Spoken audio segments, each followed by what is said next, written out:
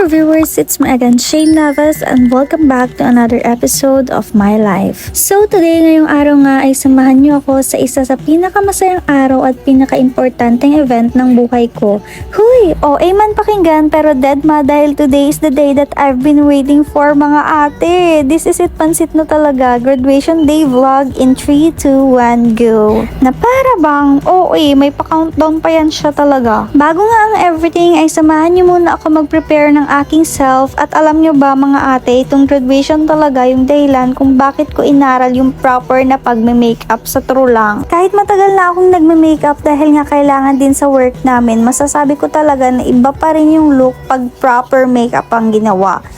Kasi dati putyo-putyo lang yan siya talaga mag-ayos mga ate. Minsan madalas tinatamad pa yan siya. Kaya ang ending, kung ano na lang yung mailagay ko sa faceable ko, yun na lang talaga. As in yun na yun. Kaya naman talaga sinabi ko sa aking self, parang kailangan ko ng bagong pagkakaabalahan. Charis, inaral niya talaga te, oo. Pero di ko alam kung pasado. Pero ang importante naman dito talaga is gagraduate ako, no? Naghahanap lang talaga yan siya ng dahilan sa kaartehan niya. Huy, mali. At eto na nga ang outfit of the day. Yung suot ko nga pala guys ay galing sa The Heritage. Owned and managed by my tita Judith. Kaya kung naghahanap kayo at kailangan nyo ng mga gowns for rent, i-visit nyo lang sila sa taas ng PNB Alicia. Madami kayong pagpipilian doon guys. Like super. At eto na nga on the way na kami sa school at akala ko talaga te malilate kami kasi 11:30 yung call time tapos 11:45. Nasa daan pa lang kami te. Ano na? Buti na lang talaga 1 PM pa yung start. I-skip na nga natin yung paghihintay sa labas dahil papasok na kami dito sa loob at ibig sabihin nun papalapit na rin tayo sa exciting part mga be.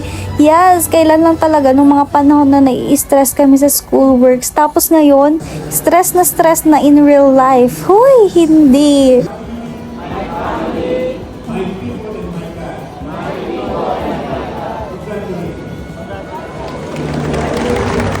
At eto na nga, nakuha ko na yung diploma ko. Kaya pwede na siguro tayong umuwi, no?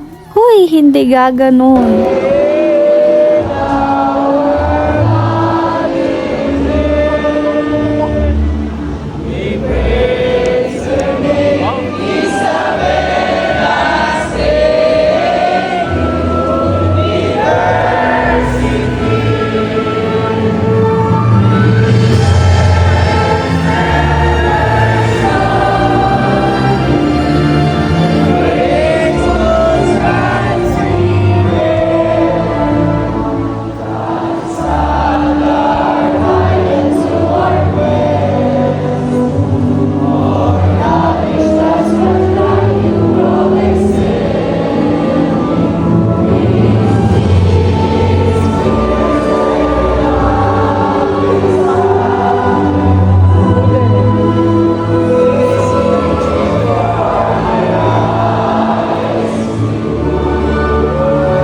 At finally mga ate ko, natapos na rin. Natapos na ang lahat. Pero ang susunod na mangyayari ay sobrang hindi ko in-expect. Like legit, never kong naisip na uulan.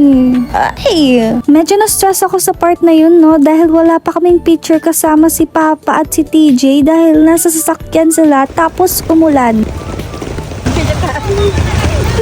Nakapaapaan ng kami.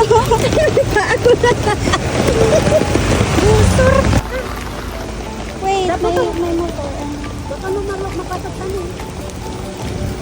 Pero okay na nga lang din kahit na umulan dahil sabi nga ni Mama, anak, on your graduation day, umuulan ng blessings kaya be thankful. At talaga namang umuulan ng blessings. Huy, thank you so much my family. Kayo talaga ang favorite ko noon pa. Cross my heart yan talaga like promises na double S. Ate, wala mo kung magkano yan. 100K. So that's it for today's vlog. Sana nagustuhan nyo and see you again on my next one. Bye!